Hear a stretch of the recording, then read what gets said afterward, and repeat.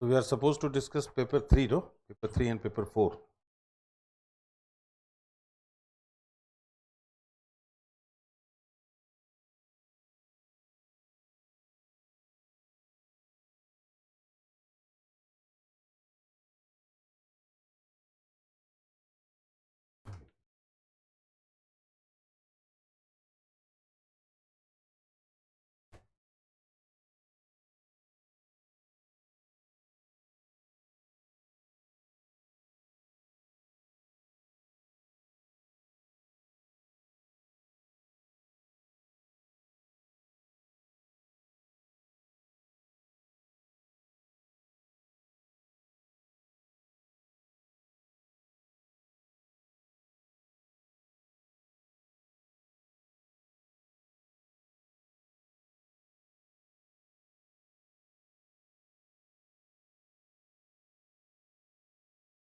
At the syllabus first, then we will discuss. And after that, I will tell you the how to study in prelims and mains both, right? Look at this syllabus: Indian economy and issues relating to planning, mobilization of resources, growth, development, and employment. Then inclusive growth and issues arising from it, government budgeting, measure cropping patterns in various parts of the country, issues related to direct and indirect farm subsidies, public distribution system, objectives, functioning limitations, food processing related industries, land reforms in India, effects of liberalization, infrastructure, investment models. When you look at the points in this syllabus, one thing is very clear, that everything in economics or social development, topic is economic development, not economics. The first message what we get seeing the syllabus is that no theoretical studies is required. No heavy books, no theories, no graphics, no statistics, nothing. It is related to development. Development in the sense capacity building. What is development? Capacity building or qualitative improvement. So the syllabus wants us to understand what are the factors that will lead to qualitative improvement of India's economy. Now, to go into the details of that, one has to understand what is the backbone of Indian economy and where to improve the quality. Obviously, backbone is agriculture. Even today we are agrarian, essentially agrarian. Why agrarian? Why Indian economy is still agrarian despite 2.5 decades of globalization?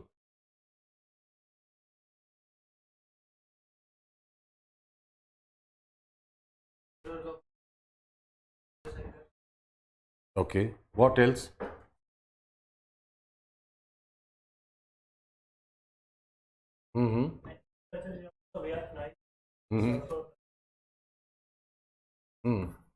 Okay, what else?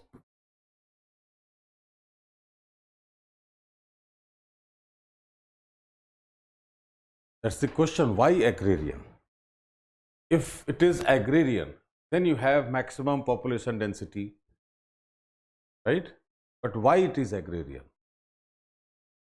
One reason is geographical, that India is full of rivers. Oh. And what is the advantage if you have too many numbers of rivers? Fertile land, because you have alluvium.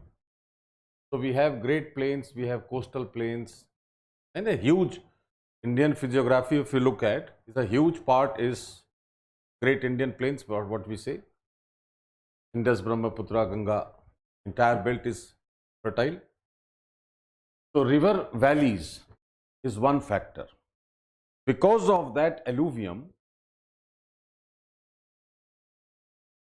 what is the uniqueness of alluvial soil? Alluvial soils are brought by the river through the currents and they roll. So they do not have soil profile. Soil profile, you understand? Soil profile, layering of the soils, layer A, B, C, D, like this, bedrock. Then, so once you have a soil profile, then minerals get deposited. Since the soil is rolling, so it hardly gets sufficient time to settle down. And without this mineral deposition, industrialization is not possible. So we have only 5 industrial belts in India. So even if we continue with globalization for another, say, 10 decades, Indian economy will remain primarily agrarian. It means if agriculture is developed, Indian economy will definitely develop, supported by industries. If you want to industrialize, which you should, because without industrialization, economics cannot grow, and industrial belts are only 5. So what to do? The best part is to develop agro-based industries, right? And the most significant agro-based industry is food processing. So food processing is very logically written expressly in the syllabus. What my point? Apart from that, agriculture also requires land reforms. All agrarian reforms, everything related to agriculture, whether it is production subsidies or export subsidies or whatever. So issue of subsidies, issues of land reforms, issues of fertility, issues of fertilizers, irrigation, everything related to agriculture becomes very, very important. Now, if you look at the last 10 years of question, 2013 onwards, most of the questions in economy come from agriculture. You have at least 2 to 3 questions out of 9 and 10. Every year, you will get at least 2 questions from agriculture, this way or that way. Third thing is, when the economy is agrarian, the society is also agrarian, right? And agrarian society means of lesser income. Lesser income will reduce the accessibility of large part of population to the resources, right? So people are unable to have the access to food items, food grains, and we suffer from starvation also. So public distribution system to provide food grains down to the grassroots level is of high importance. That is also expressly mentioned in your syllabus. Okay. A very specific phrase is given in the syllabus that you can see here. Mobilization of resources. Mobilization means what? Mobilization may be on the site or off the site.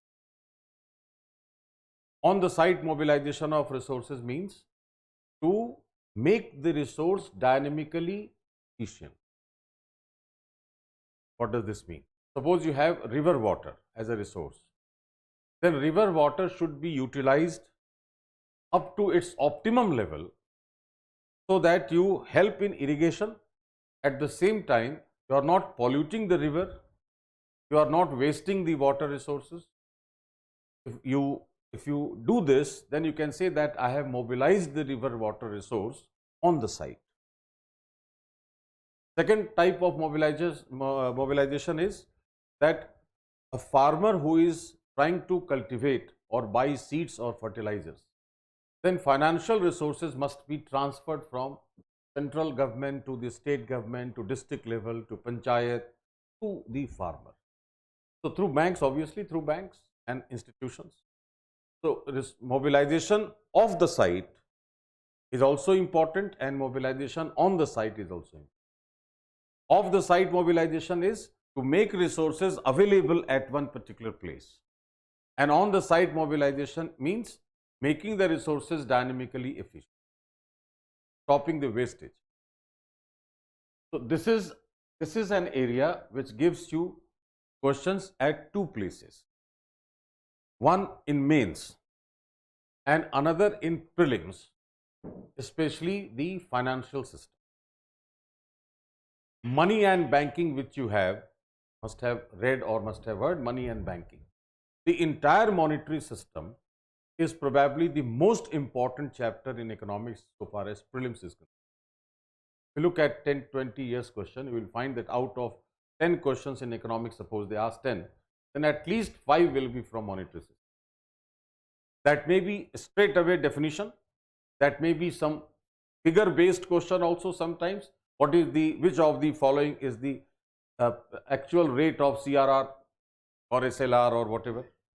What exactly is meant by CRR? What is inflation? How does inflation impact? So, entire monetary system is going to be very, very important for you. Since they are fact based and technical things, so they are generally not asked in mains. They will reorient the concept. I will quote one example. One question was asked that, do you think that Indian banking system is rural banking? This is one question they have already asked. Another question is that banks face issue of recovery of loans if they give loan to the farmers. Do you think that the bank should stop sharing social responsibilities in India? So they will try to find out whether you understand the role of banks in Indian economy. Otherwise, mostly they will ask the questions from the fact and other definitions in prelims, that is from mobilization of resources. Okay. Third thing is growth, development and employment. Growth is again quantitative and development is qualitative. Growth has to be measured, right? And without growth, development cannot take place. If you sustain your growth, slowly and gradually you will develop the capacity and you will develop the quality. So, and without this growth and development, nothing is possible, whether it is agriculture or service or industry, whatever. So, one question from growth and development is the lead question in your economy every year since 2013. One question will be asked at least from growth and development, issues related to growth and development. And now those growth types will be what? One is already there, inclusive. Another is sustainable. Third is intensive growth. Intensive growth means skill development. So whether you develop skills in India, whether you go for inclusion of people in the developmental processes, or whether you want to sustain your growth considering the environmental factors. So sustainable growth, inclusive growth, intensive growth, any of these issues will be asked. That's why they have written issues arising from it. Now inclusion may be economic, may be financial, may be social. And since it is economic development, so if I earn money and if I am maladjusted with the society, then my capacity will not be developed. So I have to be socially adjusted and then have access to resources, proper access to resources. Then only I will develop my own capacity, or then I can be able to improve my quality. Otherwise, it is not possible. So, first portion of your economy gives you at least 2 questions every year and at least 4 to 5 questions in prelim. You are getting my point? Then, from this topic number 4, 5, 6 and 7. I am just making a calculation for you. Topic number 1 will give at least 2 questions in mains and at least 4 to 5 in prelims. You should focus on that. No, not technology. This. Topic number 4, 5, 6, 7 will give you not less than 3 questions every year in main. Not less than. So if you focus on that, if you have that approach to link the things with the development and capacity building, the subject is very, very easy. Otherwise, Economics is a subject which scares people in general. But since we are not studying economics as subject technically, so it is easier for us. And everywhere, one thing has to be kept in mind, that everywhere you will be asked your own opinion or critical appreciation. Do you or are you satisfied with the governmental step? Are you satisfied with the policy design? If not, what would you advocate? What type of policy steps would you advocate? So they will ask either critical appreciation or examination or your own opinion. Do you agree? Do you think? In your opinion, what should be done? Like that. So pattern of question will also be more or less opinion based. So you have to practice the answer writing in this particular section. Then it is very easy. And if you are able to meet the demands, this area is going to give you maximum percent in paper 3. Paper 3 is a very high scoring paper because of the topics they have, subjects they have included. Then government budgeting.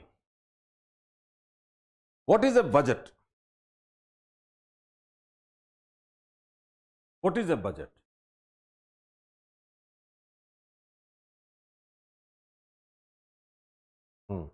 Expenditure and revenue. Okay. Have you read economics anytime? Economics is known for its vocabulary. Economics is full of terms, very technical. Economics and biology, they are infamous subjects because of vocabulary. Right? Everywhere, one word, it means is a technical term. When you say expenditure, and if I say expense, they look very similar. I spend money, this much of money on such and such, and this is my total expenditure. What is the difference between expense and expenditure? One. Second, what is the difference between receipts and revenue? So whether the budget includes revenue and expenditure or receipts and expenditure. Receipts. The money received by the government, irrespective of the sources. Money received by the government may be from tax, may be non-tax, may be borrowings, may be repayment of loans. Right? And expenditure is, generally it is for development, for asset creation. Got the point? Expenditure is for development. Expenditure is also for maintenance of the developed assets. Expense is consumption expenditure. Not clear. If I buy a car for my personal use, it is expense. If I buy a taxi, it's an expenditure. Did you get the difference now? If I buy a car for my personal use, it is expense. And if I buy a taxi or a car to be used as taxi, then it is an expenditure. Why? Because that will give me earnings. But if I buy a car for my personal use, it is being consumed. So expense is consumption. Expenditure is for development. Now expenditure may be revenue or capital. If it is development, new asset formation or maintenance of the asset. So budget is the inclusion of the receipts of the government from various sources and where to spend, how to expenditure. Now how this budgeting is done, that's what is required. So the technical aspects of budget will not be asked as your question. Very simple. What is the account? How many accounts are there in budget? what is revenue expenditure, what is capital expenditure, what is this, what is that. They will not ask that. They will ask that how budgeting is done. What are the challenges before Government of India in making its budget? What are the major challenges? You have lesser sources of receipts and more number of heads of expenditure. Your expenditures are more than the receipts. What kind of budgeting should be done? Budgeting may be receipt based, budgeting may be expenditure based. So they may ask why India has opted for expenditure based budgeting. Why not revenue based budgeting? If I earn 1 lakh rupees a month, I should make my budget according to my earning. No, logically it is very simple that if I earn 1 lakh, I should make my budget accordingly. Why should I make a budget that I have to spend 2 lakh rupees and I earn 1 lakh? Then most of us will feel that no, it is illogical. But without having more expenditure, you cannot grow. You cannot generate your resources. You will get stagnated after some time. So always deficit budgets means excess of expenditure over receipts. Deficit budgets are always advisable for development and growth for a country like India. Bigger deficit means more faster, rapid development, provided you make intelligent economic policy and you do not waste your resources. Is it okay? You cannot go on raising the rate of tax from 10% to 40% and 50%. That is not possible. You have to generate resources, you have to use your intelligent policies. So what should be the policy of making government budget? One question is there every year from 2013 onwards. Fine. And one more, lastly, effects of liberalization on the economy, changes in industrial policy and their effects on industrial growth, and then infrastructure, and then investment models. Models are theories. Models means theories, how to get investment from outside or from any investor, domestic or foreign. What are the factors that would attract the foreign investors or that would attract the domestic? What are the factors? Long back they asked one question that, do you think that parliamentary system of governance in India is suitable for higher rates of investment? Long back, when this syllabus was not included in the syllabus of GS, still they had asked once, do you think that parliamentary form of governance in India is suitable for attracting higher rates of investment? The answer is yes. Why? Because Indian parliamentary system believes in rule of law, right? And the entire monetary system is governed by law. No? RBI Act, Banking Regulation Act, Companies Act, everywhere there is a rule of law. And if there exists rule of law, then the investor will have the confidence that my money will not lost. My money is secured. So investor wants first security of his funds, then benefits. That's why it is one of the factors that attracts that has made India as a good destination for investment. It's successful parliamentary form. So how to attract investments and where to divert that investment, that also is a part of policy making. All the topics in economics are essentially related to policy making, policy implementation, its impact, cause and effect, right? And very clearly, I think on first day I have pointed out one thing, that UPSC's exam is set pattern. They will not go beyond that. They will ask questions from there only. So if agriculture is required in India, they will ask questions from agriculture. It is decided. If it contributes maximum, suppose, in employment, then maximum questions will be from agriculture. Since we are in the globalized and economically liberalized world and we are heavily dependent on foreign investment, it is very obvious that investment models will be asked. Budgeting is very, very important for any economy, so budgeting will be asked.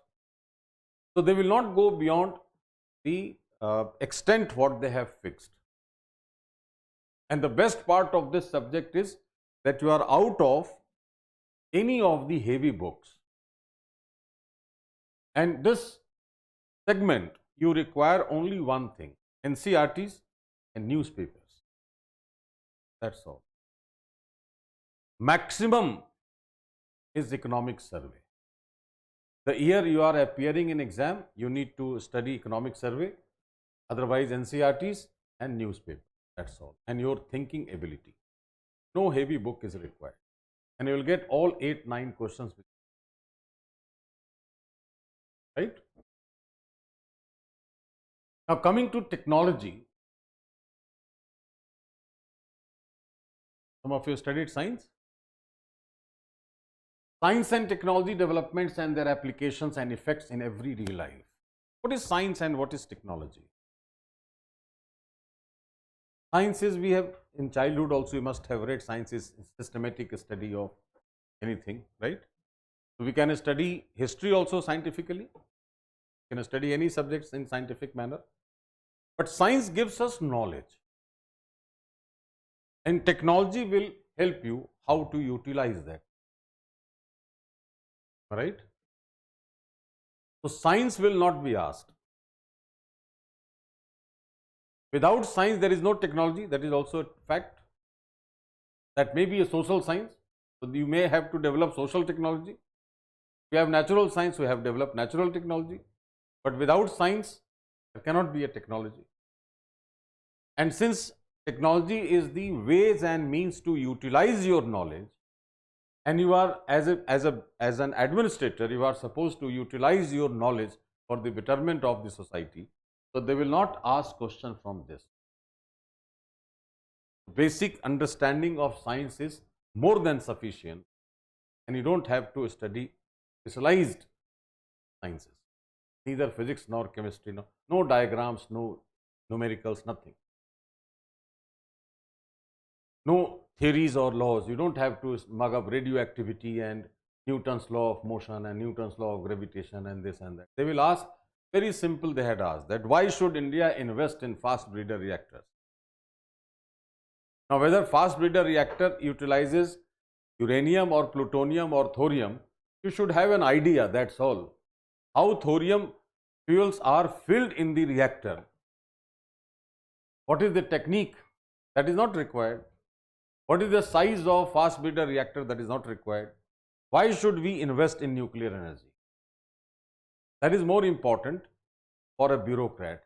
You are serving as secretary to Department of Atomic Energy, then you have to sign the file that yes, 200 crores is being sanctioned to establish a FBR.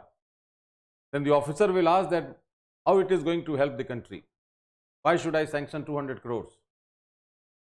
Right? Why not 50 crore for a poverty alleviation program? Why to invest 200 crore in a fast breeder reactor? If it is helping India in one way or the other, then it can be justified. So is biotechnology.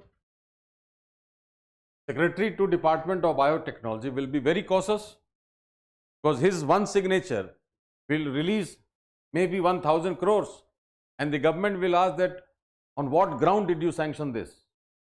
What is the advantage? You cannot say that no, it is 100% risk and I have taken a risk of 100% and the government may lose 1000 crore. You cannot justify that. So technological aspects, you need to understand how to utilize the scientific knowledge and where to utilize and for what purpose. Why should we focus on space science? Space is being focused tremendously in India, right? Space, atomic energy, biotech, information technology. These four are the most prominent technologies at present. Following this, now we have started working on ocean technology, right? So why we should invest in space?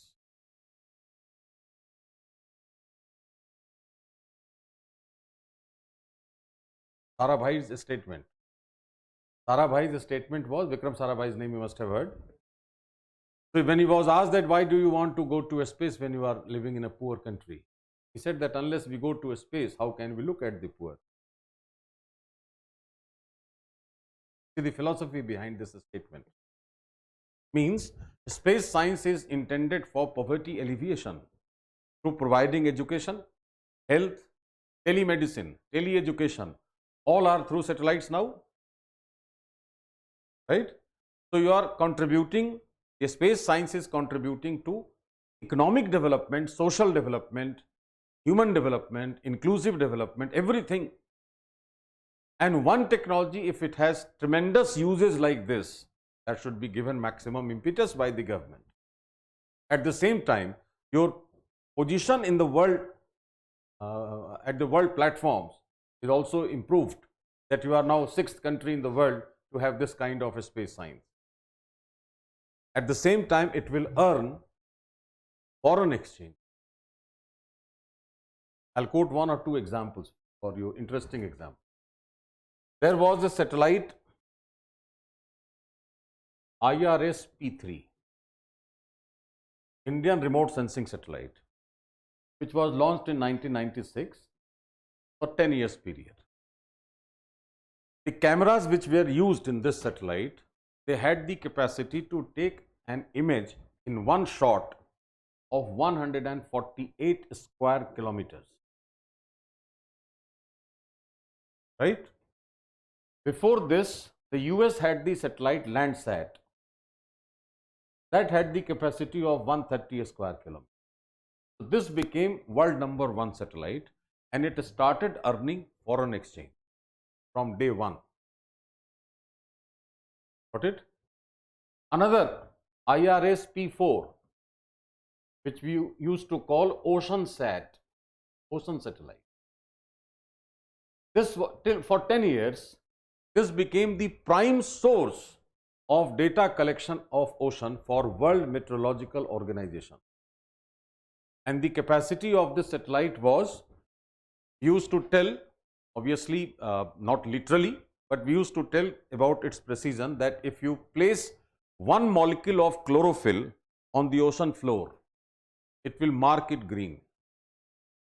It is so precise. It was. Now OceanSat is replaced by new OceanSat.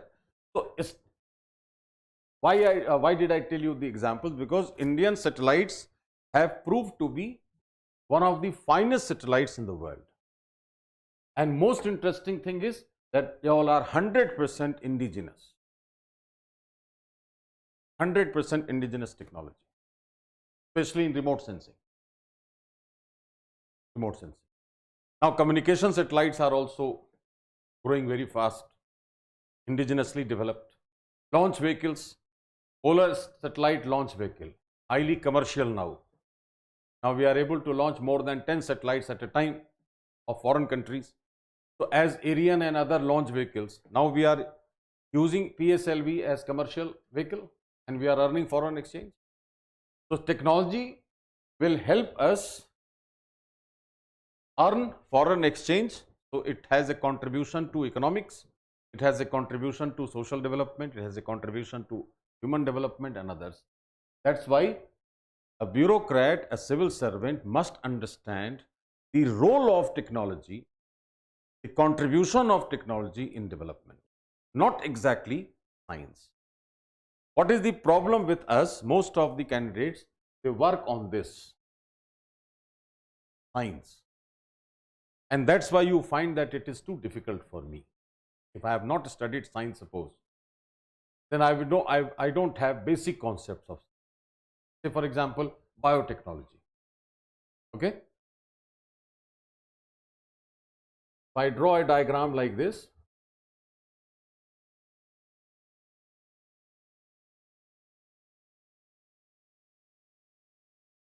what is this? Double helix of DNA, right?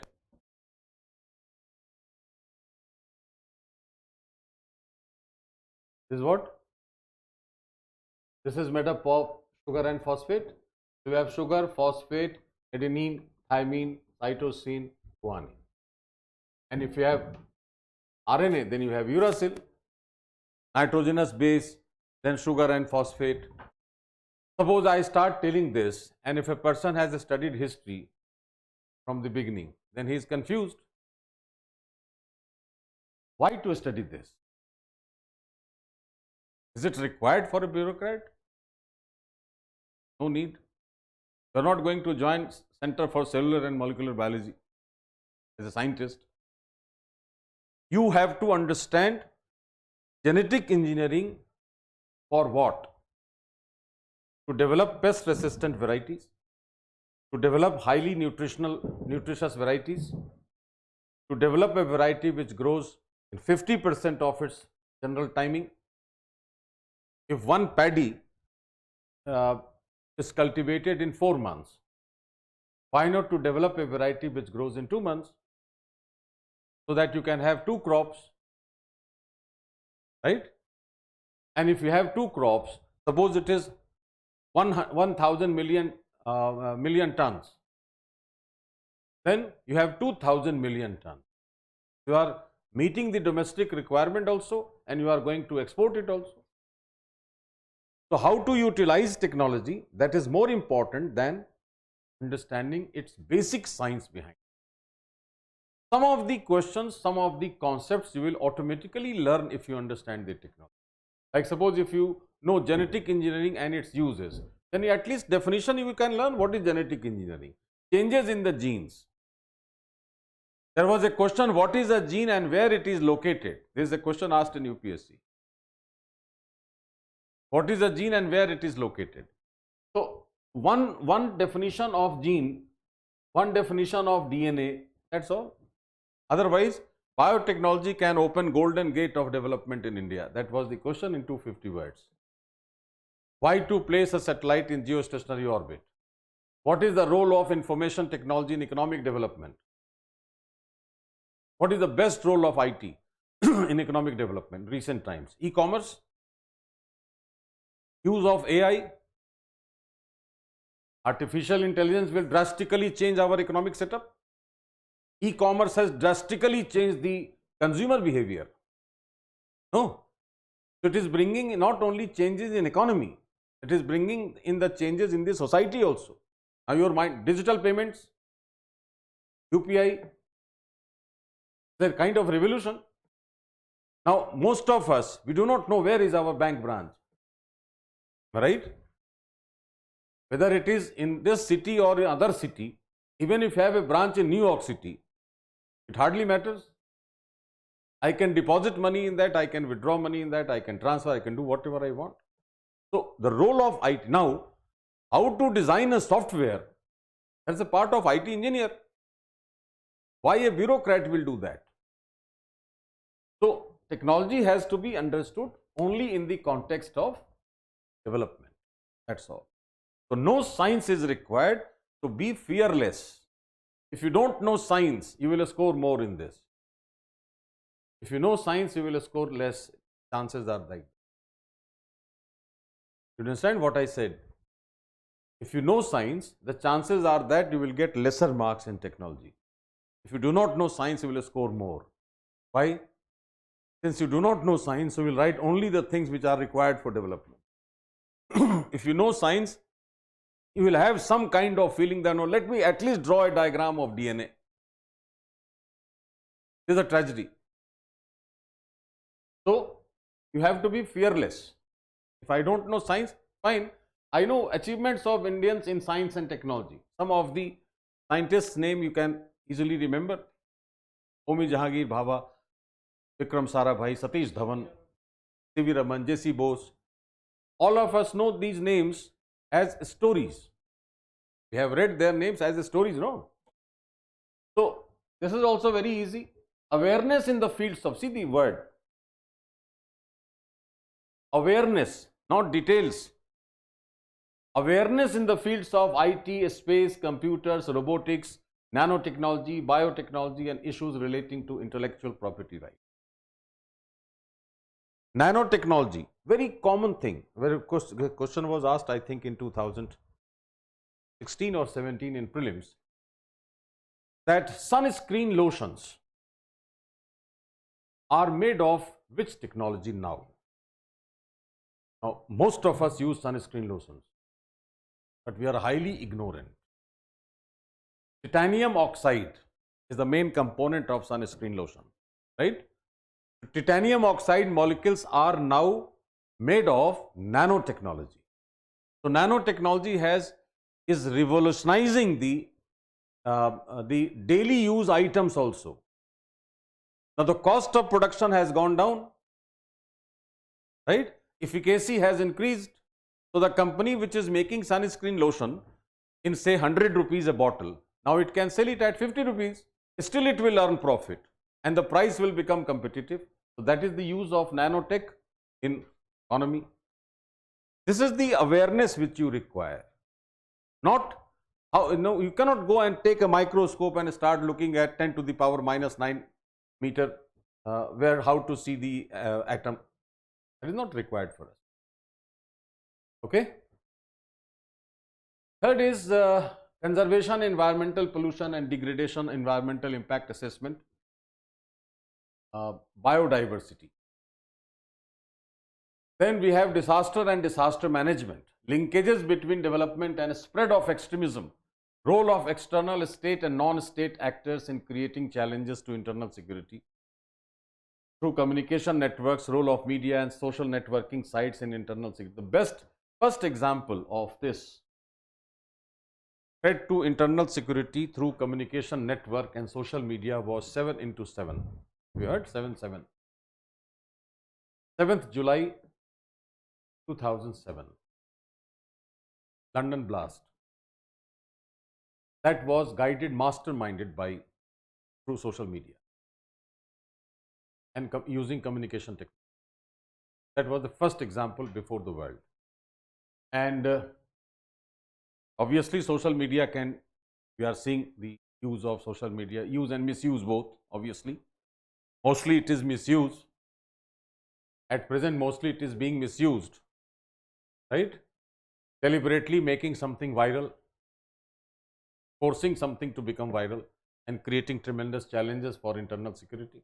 That may be in the form of communal tensions, that may be in the form of terror threats or whatever. So, internal security is a very, very major area for a bureaucrat or for a civil servant.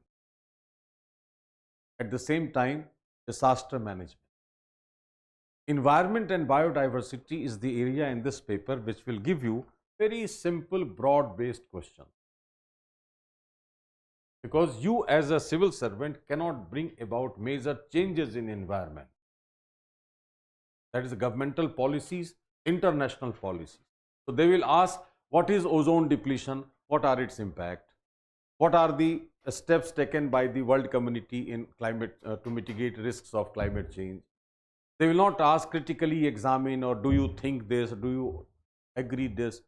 Environment, biodiversity will not fetch you questions like this. But disaster management, your role is very important. Internal security, your role is very important.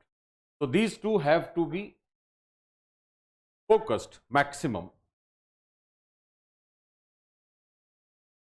And various security forces and agencies and their mandate. You must understand which security force does what. You are a district magistrate, and if you are finding that your district police is unable to cope with the situation, then whom to ask? CRPF, NSG, SPG, military, whom to ask? PSF.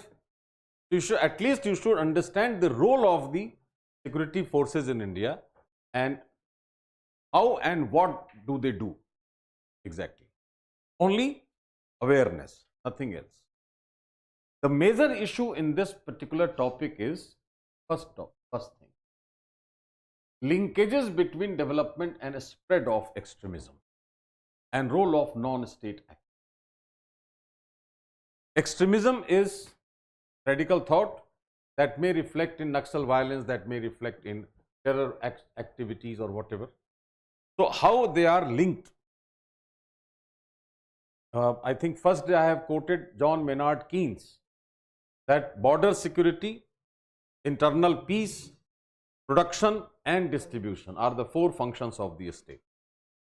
So, if you know the linkages and if you can stop or break that linkage, then immediately you will contribute to the economic development because investment will start coming. Otherwise, no investor will invest. Even if you have world-class infrastructure, still there will be no investment. Because investor wants security first, then benefit, always. If you tell him that I will give you 100% interest on your investment, but the risk is that you will lose your $1 million, then nobody will invest. But if you say that your $1 million is absolutely safe, but your interest rate will be only 20%, not 100%, still there will be large number of investors. They want security. These two areas are very, very important. Yes, there are so many displacement because of development. That has led the tribal community to be part of extremist activity.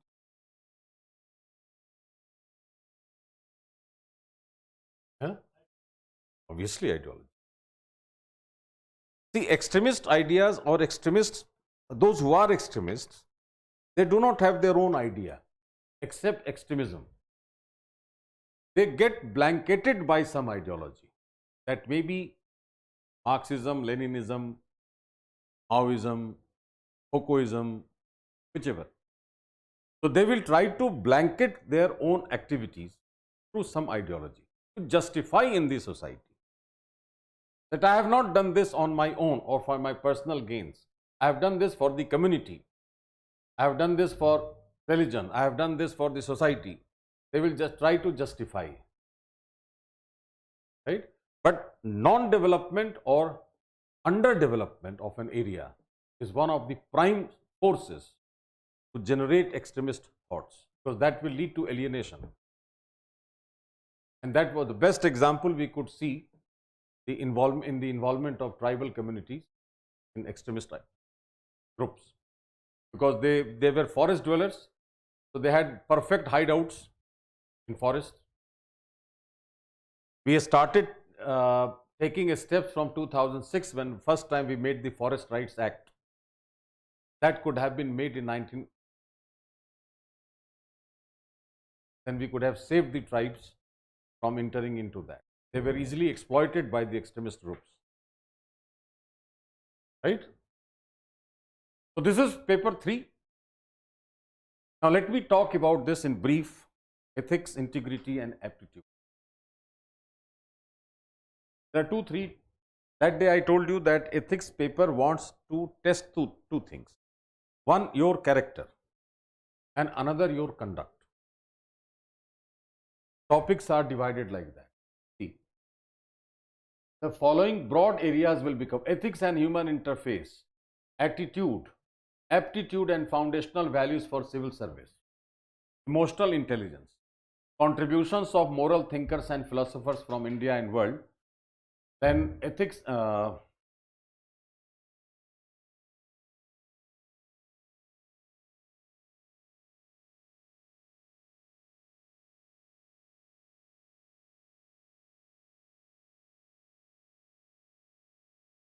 up to 0.5, 1 to 5 are related to your character. 6, 7, obviously 8 is a case study. 6 and 7 are related to your conduct. Now what is a character? Character is aggregate of values, we say, in ethical context. And what is a value? Value is a long-term belief. If I say that honesty is essential, and you listen to honesty for the first time in your family, that honesty is the best policy and you must be honest. Now once you go out and you have learnt also that yes, being honest is the prime thing and my family believes in that. Once you go out of the home, you find that a dishonest man is earning more than an honest person. And you have seen 100 people like that. Then you will fight against your idea that no, honesty is not always good. There are dishonest people who also gain too much. Again, you will find that no, 100 honest people are also doing very well. So slowly and gradually you will start developing belief in that. And a time will come when you will be deciding whether honesty or dishonesty is suitable for me. Once you have decided, after giving or after believing it for a long term, then that will be inculcated in your character. Got my point? So that is what we say, values are long term beliefs, and values will build the characters. Now which value? There are certain values which are not changeable, which we call universal values, applicable across the world, like honesty, transparency, accountability, right, responsibilities. These are values which are universal. But sati system was also a value when it was practiced, right? And value was what? Loyalty. Loyalty to the husband. So social values do change as the societies change. This was a question asked in 2014, that what are values? Do you agree that values change according to the changes? The question asked. So values do change when they are social values, human values, because of the changes in the generation. Marriage was an institution, a very strong institution in Indian society. That is a value, and that value is what? Again, loyalty. But now live-in relationship is also accepted by the society, because human nature, generations have changed, so values have changed.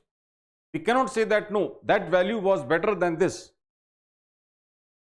This is the value which is suitable for modern society. That value was suitable for that previous society. Some new values will come up in the next generation. So those values will automatically change, but honesty and fairness and all these natural values, they will not change over the or through the ages. Okay? The topic here, what we say, ethics and human interface. How humans interact. A very good example I'll give you here.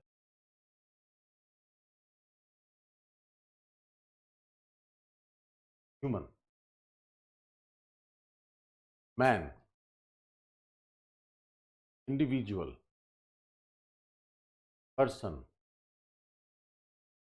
human. Do you find any difference? Generally we use interchangeably. Man is biological, right? Individual is social. This is also social, but personal also.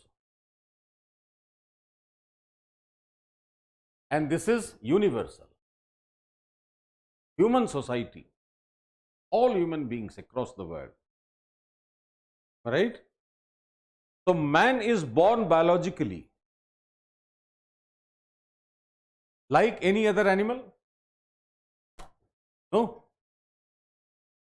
When he is born in the family, he is socialized.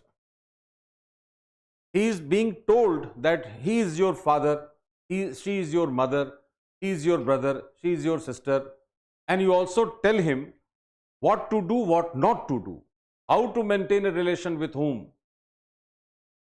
That socialization transforms a man into individual. Okay? And when individual works on his own, that is personal, otherwise he is social. And when he develops certain qualities like which we call humane qualities, means based on human values. When I say that whether Pakistanis are killed or Americans are killed or Britishers are killed or Indians are killed, killing is bad. Alright? So if I say killing is bad, means I do not support killing of any human being. It is a crime against humanity. Must have read in newspapers. Terrorism is a crime against humanity. Means that becomes human being. So every individual may not be human. Got my point? What I am trying to say? Every human is an individual, but not the vice versa. Abu Bakr, Osama bin Laden, or anyone, he was an individual. Can we say he was a good human being? No. But all humans are individuals, definitely. Alright? So, now let us come to other side of the coin. Person, citizen. One individual is a person. Another same individual is a citizen also. When we say citizen, it becomes political. So if I have two hands, one hand is personal, another is political. Means one hand is my character, my behavior in the family, the society. Another hand is my behavior with the state. How do I interact with the state?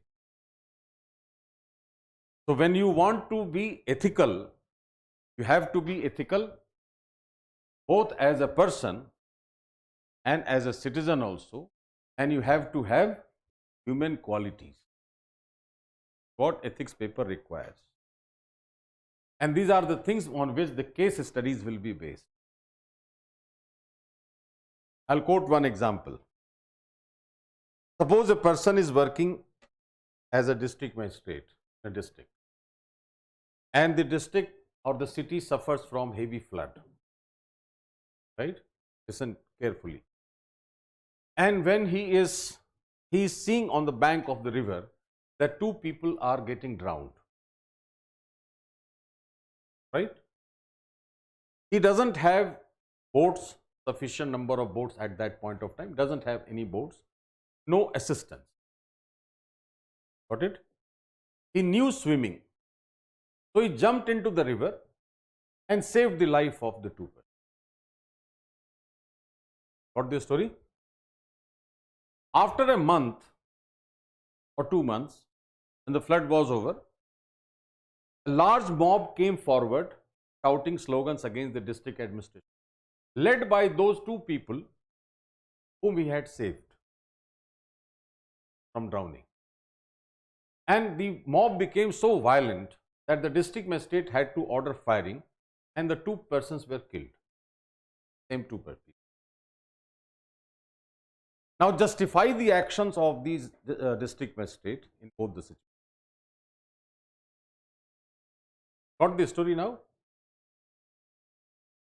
The district magistrate had saved two persons, taking that much of risk that he himself jumped into the river. And the same district magistrate had ordered the police to shoot at him, and he killed him. Then why did he save him?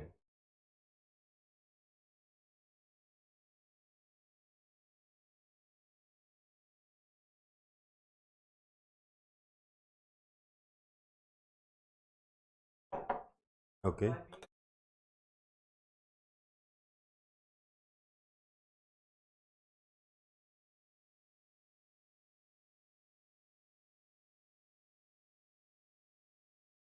Okay.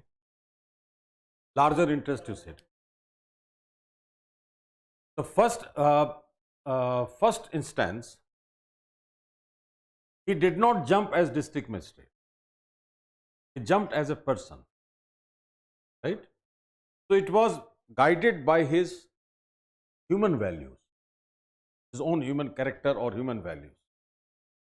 In the second situation, he was guided by social values. In the interest of the society at large, he had to shoot two people dead. So it is utilitarian principle, and one is human values. So in both the cases, his actions were called ethical. What the point?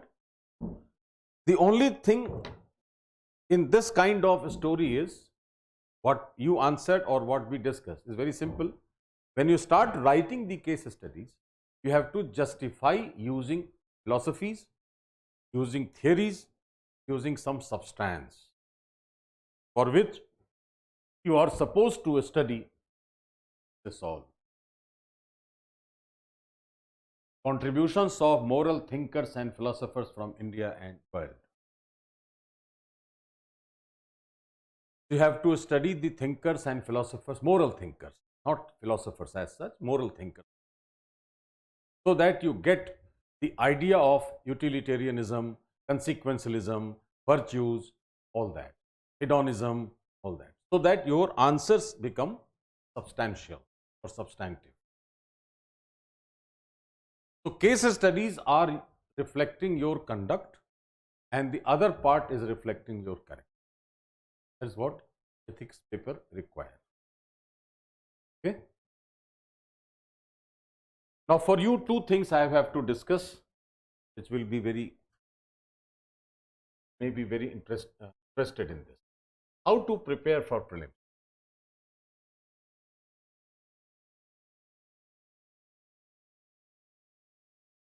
No book, only newspaper and the respective website. ISRO, DAE, DBT, Ministry of Science and Technology, and newspaper. Nothing else. There is no book available. The book may be compilation of the facts, right? I had also written a book on science and technology, but that was also a compilation. I cannot be innovative. No, I am not a scientist to become innovative. So by the time the book is completed, things will change. So what is happening, like this year's economic survey talks about reforms in a space sector. One chapter is there, reforms in a space sector. So space science is very important for this year coming mains. And the best source to study a space is ISRO site or newspapers. That's all. prelims has 4 alternatives, right? And your test is of decision making. Of the given 4 alternatives, you have to choose the best one, right?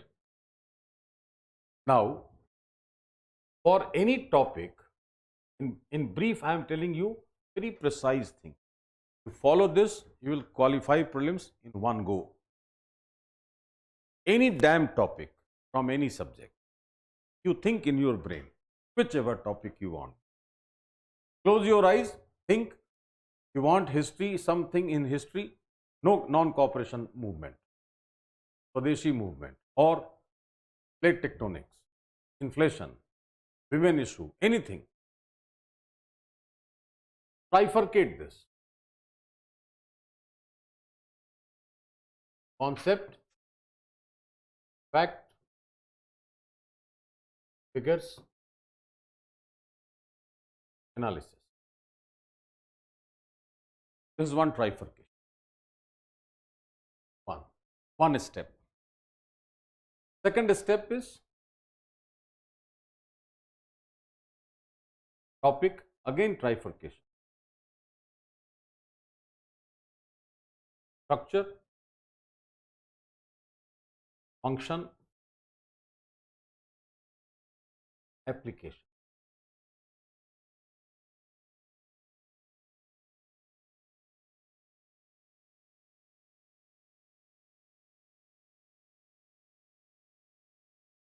Now give me any topic.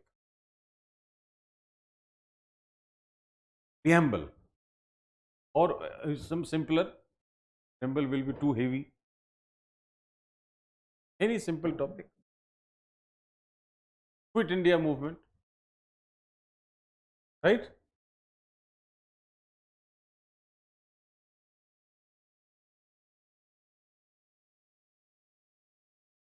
What is the concept? Meaning of this? Concept of Quit India movement will be what? Meaning. You have to identify the meaning of this.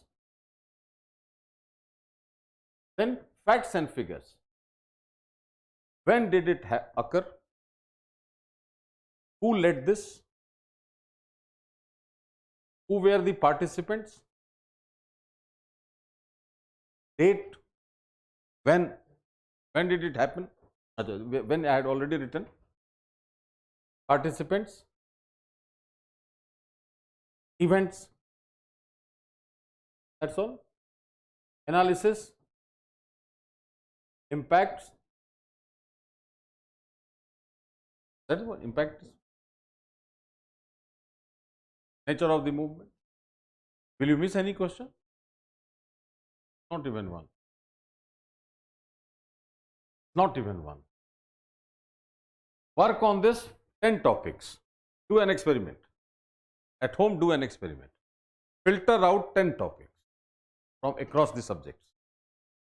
Work on this first of all, without referring, without any reference. Work on this.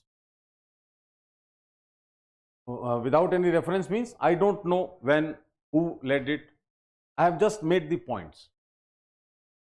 After doing this, look at the questions of last 50, 60 years. It is guaranteed you will not miss a question. Not even one. If Quit India movement is asked, you will get a question. If you combine all the three things, your answer for mains is ready. Facts, analysis, figures, everything. No. What was the role of Quit India movement in India's national movement? Do you think that it was a failure? Analyze. The question on mains.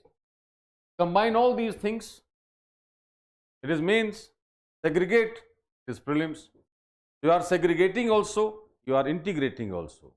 And things become very easy. What is left now? Only thing left, not here, not in this particular topic, is your current developments.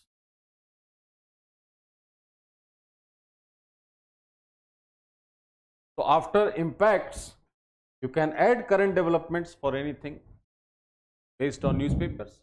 You are absolutely updated. You are very good at facts and figures. You are very good at analysis, very scientific, very methodical, very easy.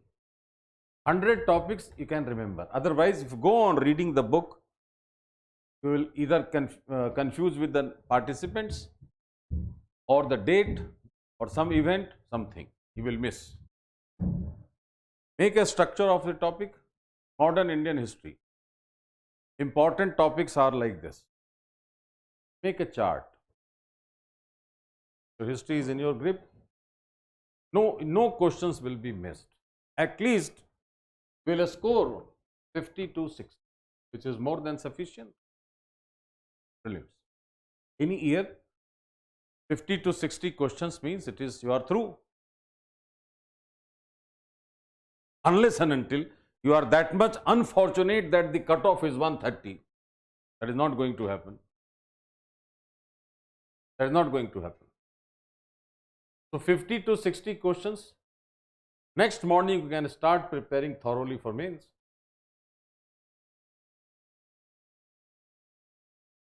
Most of the people were waiting for results this year prelims. 4 of my students, they appeared in prelims on 5th. From 6th they are working on mains. So they were dead sure. Why to waste 10-15 days time? Now a guy who will start from now is 15 days behind. If he has read 8 hours in 15 days, then his studies are 15 into 8 hours ahead. So you have to double your studies to come parallel to him. Otherwise, you are missing the bus. And he deserves, definitely he deserves more than you. right? So this is the not trick, not shortcut. This is the scientific approach to understand the thing. It's not a trick or shortcut. Every topic you have to pick up.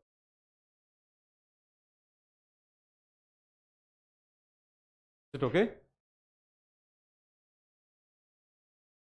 When you come to mains, the problem with the mains is to understand the demand of the question.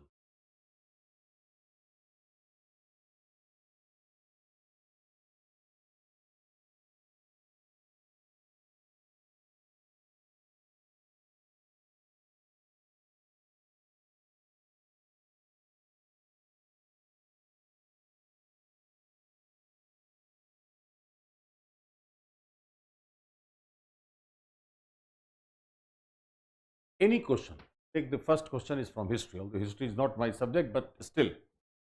The ancient civilizations in Indian subcontinent differed from those of Egypt, Mesopotamia and Greece in that its culture and tradition have been preserved without breakdown in the present day. Comment. What to write in this? The best method to know the demands of the question is break the questions. Ancient civilizations. One. Indian subcontinent. Two. Difference. Third. Egypt, Mesopotamia, Greece. Then whose culture? India's culture. So one is this, tradition. The word preservation. 1, 2, 3, 4, 5, 6, 7, 8. 8 breaks. Okay. Now my answer will start. What do you mean by ancient civilization? In one sentence. What is ancient? That we have to write in one sentence. What do you mean by Indian subcontinent? Indian subcontinent in ancient period included which area? It was definitely bigger than what we have today, right? So what was Indian subcontinent in ancient period? What was its culture and tradition at that point of time? What was the culture and tradition in these three areas or regions? Okay. And the fifth point is whether we have been able to preserve them.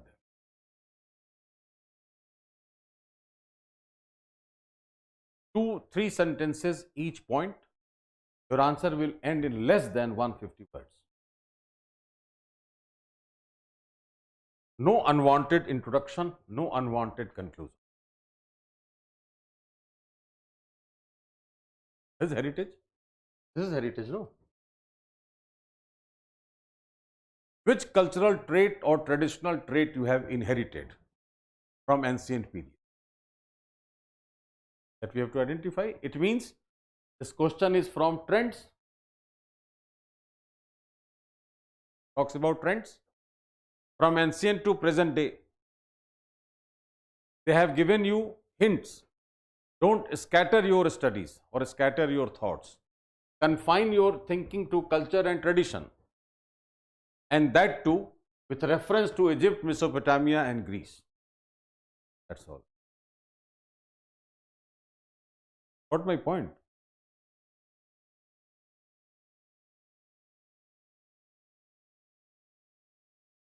Any other question if you look at this? How the Indian concept of secularism different from the Western model of secularism? This I think we discussed. This is a good question. Is diversity and pluralism in India under threat due to globalization? Justify your answer. Diversity, pluralism in India under threat, globalization, justify. Making this line will take time for you. You are finding it easy because I have made it.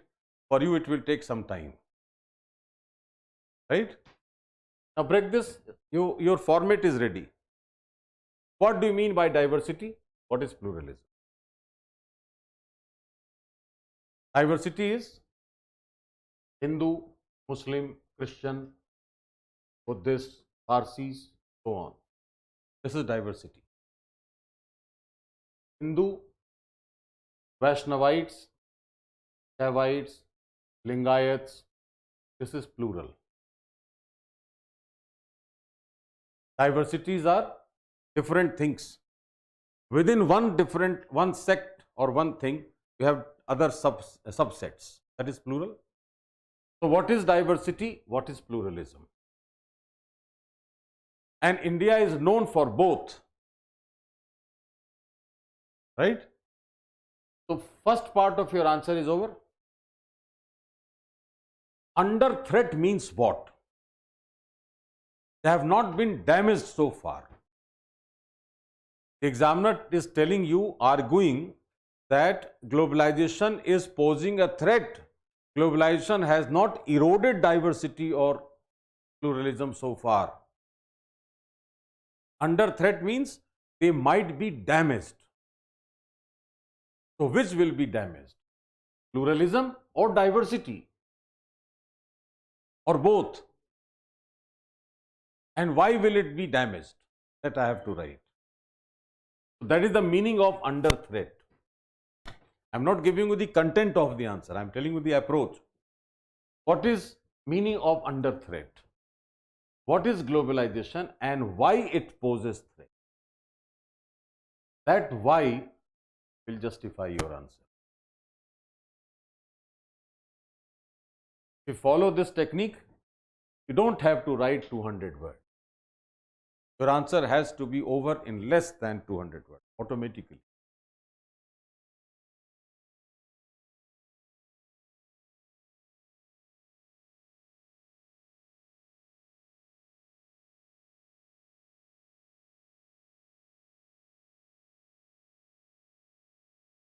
Once again, I couldn't get your question.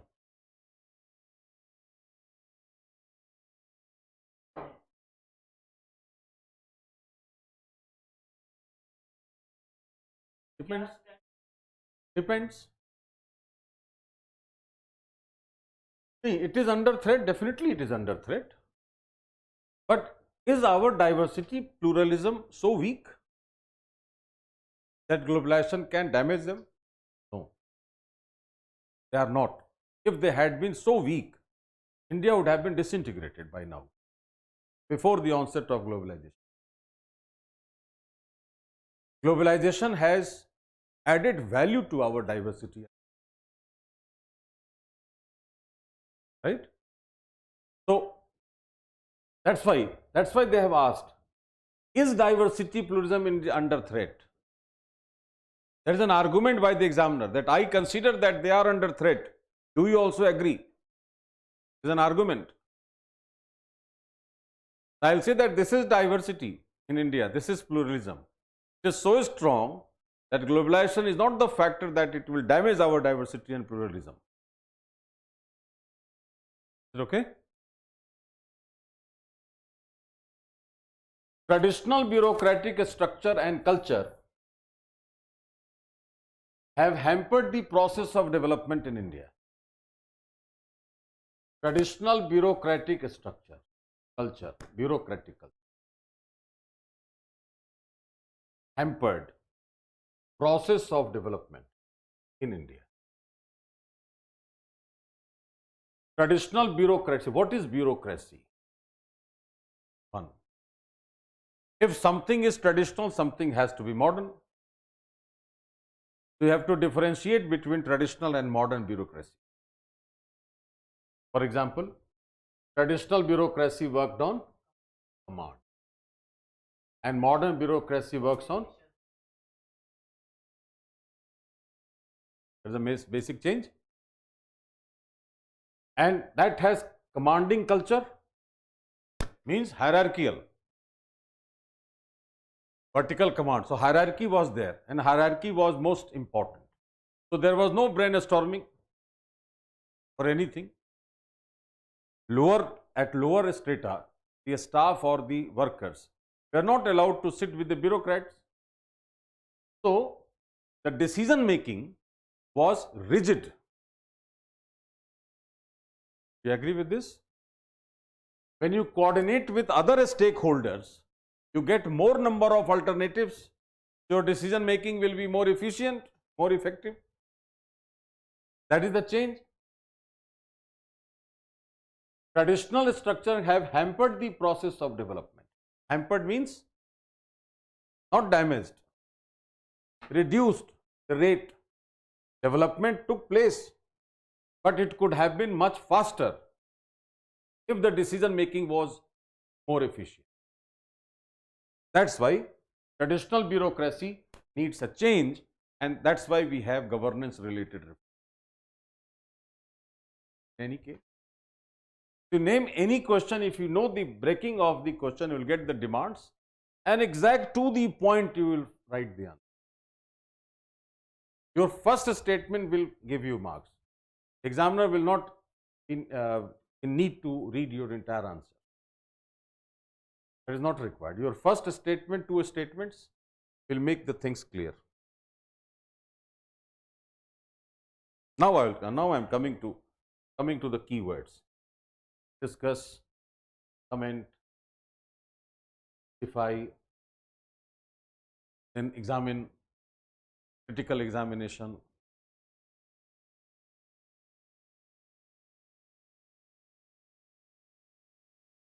One is comment. Your views, most important. What is in your opinion? You have to take a stand, whether it has hampered. Yes or no. There is no middle path. In market, you must have heard that you have to take a middle path. There is no middle path. You have to take a stand. If a person is drowning, district magistrate cannot say him or tell him that enjoy for half an hour, let the boat come, I will save you. Not possible. If the road is bifurcating here, you have to take a stand. Which side I have to go? Otherwise, you are confused. Right? Going this way may be disastrous, but at least you have decided. So you are not a person who is suffering from indecisiveness. You are a person who can take a decision at least.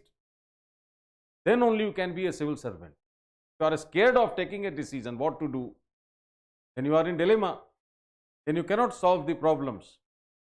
So whether globalization is threatening our diversity, I have to take a stand that there are people who will say that there is a threat, but our diversity is not that much weak that it will be damaged by globalization. Globalization might be very powerful force, but our structural design of diversity of India over 10,000 years plus not so weak that globalization will uproot our diversity and inclusion. That is the stand, very clear cut, straight away. Okay? So comment requires your own views. Another word is examine.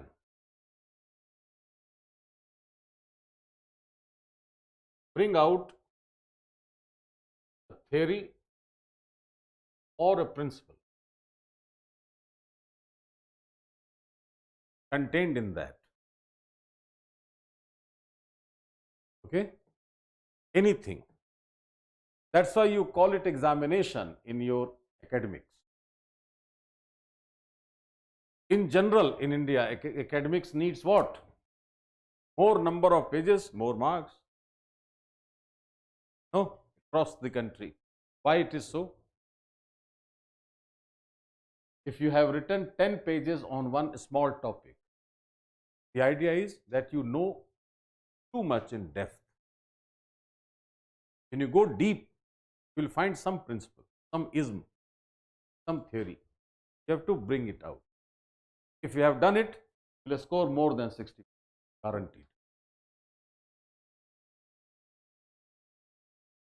Okay?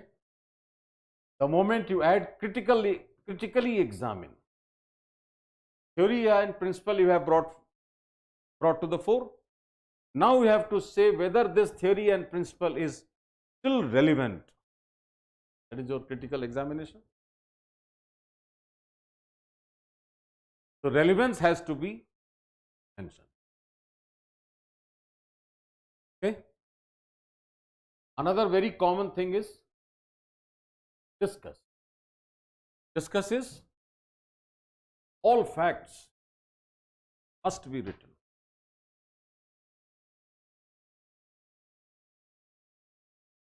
Detailed. Okay.